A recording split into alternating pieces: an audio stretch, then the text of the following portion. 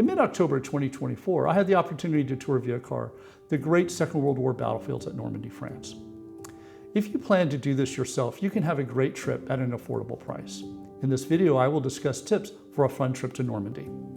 I found guided battlefield tours are expensive, and in many cases, they're really not that good.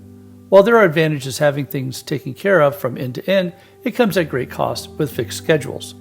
I'm an advocate of do-it-yourself battlefield tours. This gives you the power to set the schedule, plan what you want to see, and not be rushed, all at cheaper cost than guided tours. With the tools available on the internet, trip planning is easy.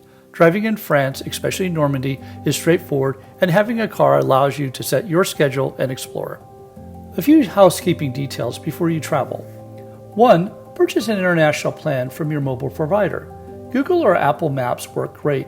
It's a huge help navigating around. Also, making reservations and researching historical sites is readily available and translated.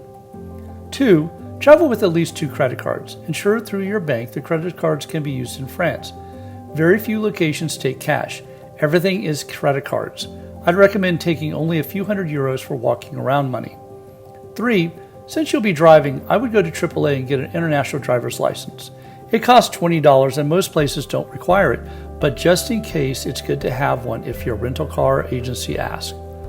4. If you are a U.S. military member, active duty, guard, reserve, or retired, bring your identification. Many museums and sites in France reduce or waive entrance fees for veterans. Last, don't forget your passport. I'd recommend not having a rigid schedule. Allow time to drive around the country lanes of Normandy. There are many monuments and small battlefields. Wandering around will yield wonderful gems to visit. Renting a car and driving in France is not difficult. For us, we rented a Citroën SUV. It got nearly 40 miles to the gallon. Very comfortable, and for the 10-day trip, it cost around $400. France has a great road network. A roads called autoroutes are similar to U.S. interstates. They have tolls that use credit card contactless payment. In Normandy, the national route N13 runs from Caen to Cherbourg. This highway allows visitors to move around the battlefield easily. Country roads are well marked, but use mobile maps for navigation. A warning, don't exceed the speed limit. There are radar monitoring of roadways in France. For lodging, I recommend staying at 2 locations, one behind the American sector of the Omaha and Utah beaches, and then pivot to another location further east behind the British and Canadian beaches. I would stay at each location for 3 to 4 days at a time. This allows you to unpack and spend your days touring and not packing up every day to move to the next lodging. To reserve lodging, I use Booking.com. It is a great resource. There are many small inns and bed and breakfast establishments. You won't have a problem finding a great place to stay. For my trip, the first 4 days, I stayed at the village of St. Mary-Glees. It is 5 miles inland from Utah Beach and in the center of American airborne operations. My B&B was a short walk to the village center and museums. A recommendation, stay somewhere with breakfast included. It's much easier having breakfast on the premises than spending time exploring to find something to eat. Something to consider when traveling in Normandy, many of the restaurants are closed on Sunday and Monday, so plan finding food accordingly. An inn or B&B with a restaurant attached is a help on those days.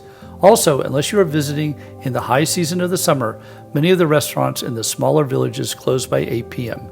For the American sector of Utah and Omaha beaches, I recommend visiting the following museums. The Utah Beach Landing Museum. This is a great museum situated right on the beach where the landing took place. The countryside remains rural and much like it appeared in 1944. You can easily spend most of the day here. Afterwards, I'd recommend driving north on the local coast road D421. You will see numerous monuments and German defensive emplacements. In St. Mary-Glees, the Airborne Museum is fantastic. It provides a comprehensive examination of the American airborne operations inland from Utah Beach. Plan for most of the day at this museum. Also, walk around the town square of St. Mary-Glees. Note that a chaka of U.S. paratroopers from the 82nd Airborne landed here in the early morning of June 6. 9 of the 15 paratroopers perished in the ensuing firefight. There are 2 sites in the vicinity of St. Mary-Glees worth the visit. Go west on Road D15 2 miles to La Fiera Causeway in the valley of the Mederet River. It looks peaceful and beautiful, yet in June 1944 it was the site of one of the most intense small unit actions of the war. The Germans fiddled with the flood control gates at Keraton to the south and backed up the river, flooding the valley in 2 to 3 feet of water.